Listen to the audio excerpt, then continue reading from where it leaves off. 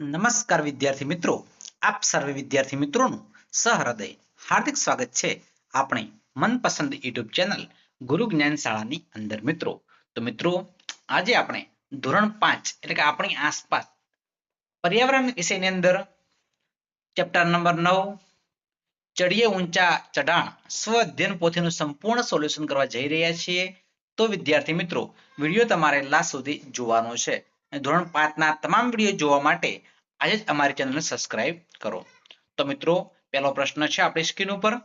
પ્રશ્ન નંબર 1 છે, તમારો જવાબ લખો. નંબર 1 છે, તમારે પર્વતારોહણમાં જવાનું થાય તો તમે કઈ તૈયારી કરશો? જવાબ: પર્વતારોહણ માટે શરીર તંદુરસ્ત રાખવું, દોડવું, કસરત કરવી જરૂરી છે. ગરમ કપડાં, મજબૂત પગરખાં, દોરડા, હેલ્મેટ, ટોચ, પાણી, નાસ્તો અને પ્રથમોપચાર કીટ સાથે લેવી પડે છે. હવામાનની માહિતી મેળવવી અને અનુભવેલા માર્ગદર્શન સાથે જવું સુરક્ષિત રહે છે. તમે પર્વત પર ક્યાં ગયા છો અને ત્યાં તમે શું શું જોયું છે? હા, અમે પર્વત પર જમીન, ખીણો, વહેતા ઝરણા, ખાસ પ્રકારના ઝાડ, ટેકરા પરના ઘર વગેરે જોયું છે. નંબર 3 છે, જો તમારા શિક્ષક તમને કોઈ પર્વતની મુલાકાતે લઈ જશે તો તમે શું કરશો? શિક્ષકના માર્ગદર્શન મુજબ દરેક વાત શાંતિપૂર્વક સાંભળી એનો અમલ કરીશ અને મુસાફરીનો આનંદ માણીશ. નંબર 4 છે, કેમ્પ ફાયર એટલે શું? તમે ક્યારે તેમાં જોડાયા છો? તો પર્વતારોહણમાં છેલ્લા દિવસે સાંસ્કૃતિક કાર્યક્રમ રાખવામાં આવે છે અને તેને કેમ્પ ફાયર કહેવામાં આવે છે. હા, હું એક વખત કેમ્પ ફાયરમાં જોડાયો છું. ખાલી જગ્યા પૂરો. પર્વતારોહણ એક સાહસિક પ્રવૃત્તિ છે. નંબર 2 છે, બચેન્દ્રી પાલ એ ખાલી જગ્યા છે તો પર્વતારોહક છે. નંબર 3 છે, માઉન્ટ એવરેસ્ટ ની ઊંચાઈ 8,848 મીટર છે. બરફ પર ચાલવા માટે લાકડી સાથે રાખવામાં આવે છે. નંબર 5 છે, બર્ફીલા પહાડો પર તંબુની નીચે જમીન પર પ્લાસ્ટિક પાથરવામાં આવે છે. ખરા ખોટા છે ખાસ મિત્રો? કે જૂથના નેતાએ જૂથના સભ્યોની સંભાળ રાખવાની હોય છે. વિધાન કેવું છે? સાચું છે. પર્વત પર ચડવું એકદમ સરળ કાર્ય છે. વિધાન કેવું છે? ખોટું છે. ખાનદોંદબી હિન્દી ભાષામાં બોલતી હતી. વિધાન કેવું છે? ખોટું છે. સંગીતા અરોરા માઉન્ટ એવરેસ્ટ સર કરનાર પ્રથમ ભારતીય મહિલા હતા. વિધાન ખોટું છે. સાહસિક પ્રવૃત્તિઓના નામ લખવાના છે. તો પહાડી નદી પાર કરવી, પેરાશૂટથી કૂદવું, સમુદ્રની લહેરો પર સર્ફબોર્ડના સહાયતાથી તરવું, તાડ કે નારિયેળીના ઝાડ પર ચડવું, બરફ આચ્છાદિત જગ્યા પર સ્કેટિંગ કરવું અને રેપલિંગ. પ્રશ્ન નંબર 5 છે, પ્રશ્નના જવાબ લખો. નંબર 1 છે, પર્વતારોહણમાં જતી વખતે તમે કઈ વસ્તુઓ સાથે રાખશો?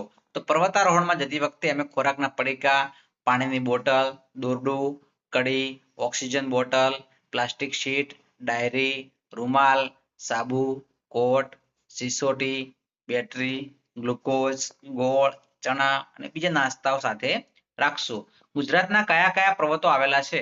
તો ગુજરાતમાં ગિરનાર છે, ચોટીલા છે, પાવાગઢ છે, શેત્રુંજય છે વગેરે ડુંગરો આવેલા છે. પર્વતારોહણ દરમિયાન જૂથ નાયકની જવાબદારી કઈ હોય છે? જે સભ્યો ચડી ના શકતા હોય તેઓને ચડાવવામાં મદદ કરવી, સામાન લઈ જવા મદદ કરવી તથા રોકાણ અને આરામ માટે તથા જમવા માટેની વ્યવસ્થા કરવી મુખ્ય હોય છે. નીચે આપેલા પારિભાષિક શબ્દોની સમજ આપો. મિત્રો, પ્રશ્ન નંબર 6 સ્વ અધ્યયન પોથીમાં આપેલો નથી. બરાબર છે? તો ખાસ તમને ખબર હશે કારણ સ્વ અધ્યયન પોથી તમારી પાસે હશે. નંબર 1 છે, બ્રિગેડિયર છે. તો જવાબ છે, સૈન્યમાં એક ઉચ્ચ અધિકારી જે બ્રિગેડ નામના મોટા દળનું નેતૃત્વ કરે છે. તે લશ્કરી આયોજન અને દળોના સંચાલન માટે જવાબદાર હોય છે. નંબર 2 છે, છાવણી. સૈનિકો રહે, તાલીમ લે ને કામગીરી કરે તે સ્થળની છાવણી કહેવામાં આવે છે. અહીં સૈન્યની સુરક્ષામાં અને વ્યવસ્થાની તમામ સુવિધાઓ હોય છે. જૂથ નાયક કોઈ જૂથ અથવા ટીમનું નેતૃત્વ કરનાર વ્યક્તિ જૂથ નાયક કહેવાય છે. તે જૂથના કાર્ય, શિસ્ત અને માર્ગદર્શન માટે જવાબદાર હોય છે. ભેજ છે, કોઈ પણ વસ્તુને જોડવા અથવા બંધ કરવા માટે વપરાતી લોખંડની ખીલી જેવી વસ્તુને મેક કહે છે, એટલે કે ભેજ કહે છે. બેગ લાકડું અથવા રૂથી ધાતુને મજબૂતથી જોડે છે. પ્રશિક્ષક તાલીમ આપનાર અથવા કુશળતા શીખવતો વ્યક્તિ પ્રશિક્ષક કહેવાય છે. તે તે વિદ્યાર્થીઓ તાલીમાર્થીઓને યોગ્ય માર્ગદર્શન આપે છે. મિત્રો પર્વતારોહણ દરમિયાન જરૂરી વસ્તુનું નામ શોધવાના છે અને લખવાનું છે. તો મિત્રો સૌપ્રથમ કડી શોધવાની, ટોર્ચ, ખોરાકના પડીકા, પ્લાસ્ટિક છે, કોટ છે, રૂમાલ છે, દોરડું છે, સિસોટી છે, પાણીની બોટલ છે, સાબુ છે. બરાબર છે. લખ્યું છે દોરડું છે, પ્લાસ્ટિક શીટ છે, સિસોટી છે, સાબુ છે, ટોર્ચ છે, રૂમાલ છે, કોટ છે, પાણીની બોટલ છે, ખોરાકના પડીકા છે, કડી છે, વગેરે વગેરે વગેરે. તો વિદ્યાર્થી મિત્રો આ છે આપણું આજનું સ્વઅધ્યયન પોથીનું સોલ્યુશન. વિદ્યાર્થી મિત્રો તમને વિડીયો પસંદ આવ્યો હોય તો અચૂક લાઈક કરજો. ચેનલ પર નવા હોય અને ચેનલને મિત્રો હજુ સુધી આપણે સબસ્ક્રાઇબ ન કરી હોય તો ચેનલને મિત્રો અચૂક સબસ્ક્રાઇબ કરી દેજો.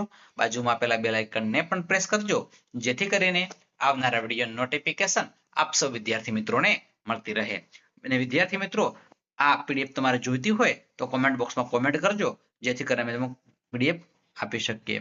તો ફરી મળીશું નેક્સ્ટ વિડીયોમાં. ત્યાં સુધી આવજો. જય હિન્દ, જય ભારત.